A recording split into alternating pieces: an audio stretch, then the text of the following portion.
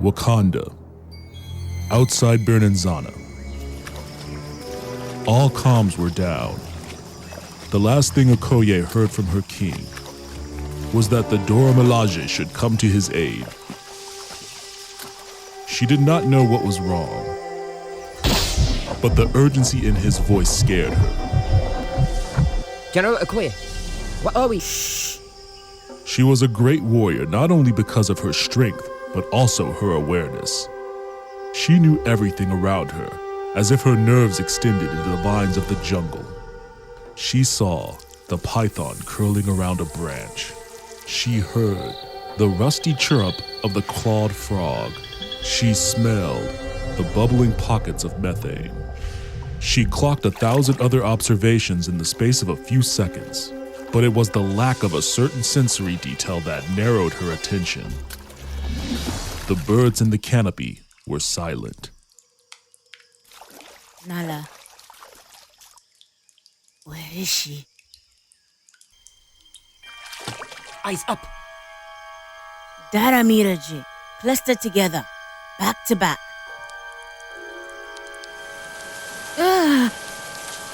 Blunting of your spears, up.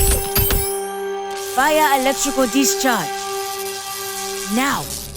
Here! Yeah!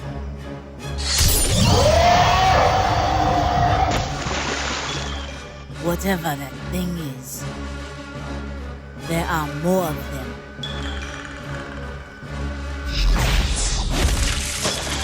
Run!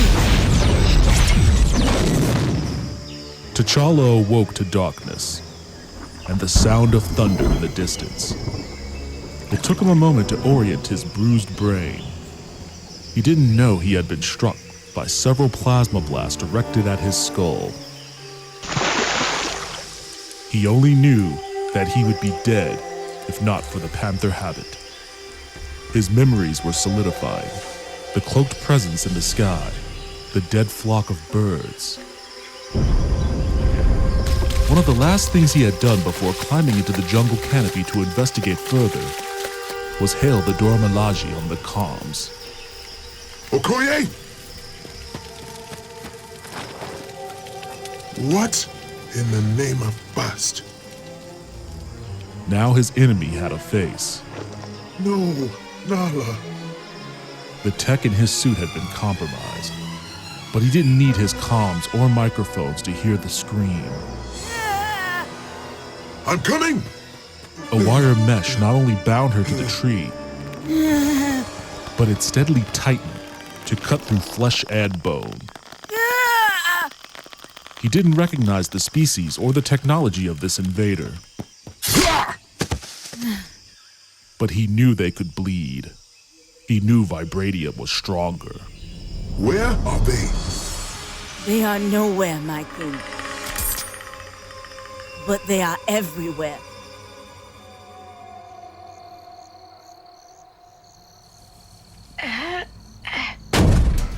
There, Magic Kina.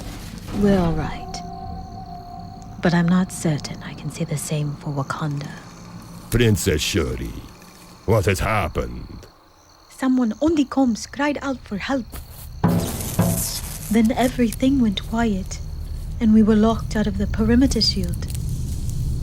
I'm attempting to access the coding, but it's been overridden by something I don't even recognize. Her attempt to hack into the system coding did not go unnoticed. A scout was sent to investigate the attempted perimeter breach.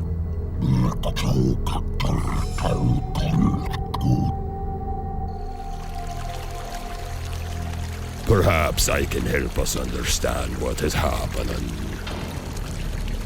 All water is connected to other water.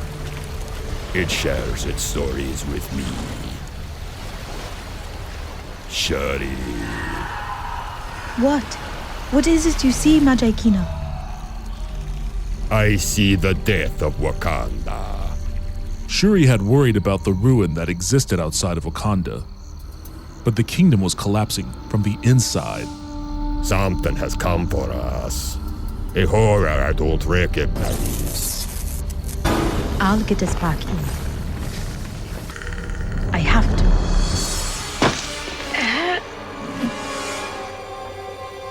The jungle seemed suddenly to move. It was as if T'Challa was staring into a reflection of wind-blurred water. Huh? He recognized what he had suspected before when he sensed a presence moving through the sky.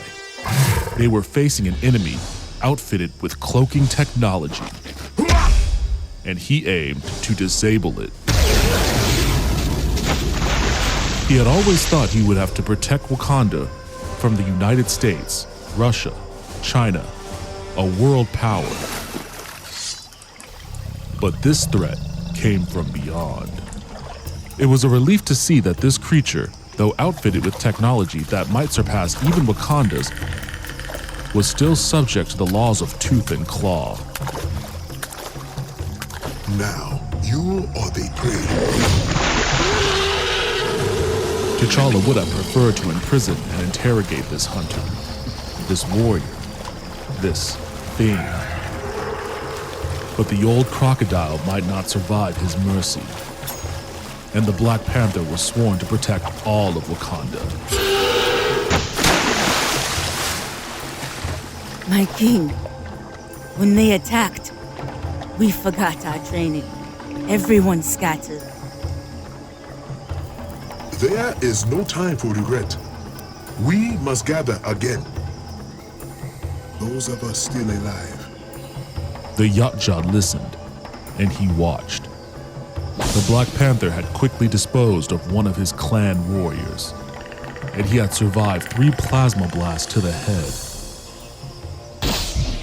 He was more than a worthy prey. His vibranium weave suit was a trophy beyond imagining.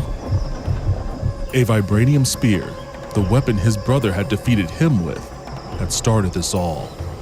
Now he had one, and it barely seemed a prize compared to the arsenal that awaited him. When a Hell came through requesting his immediate presence, he abandoned this query for another. For now.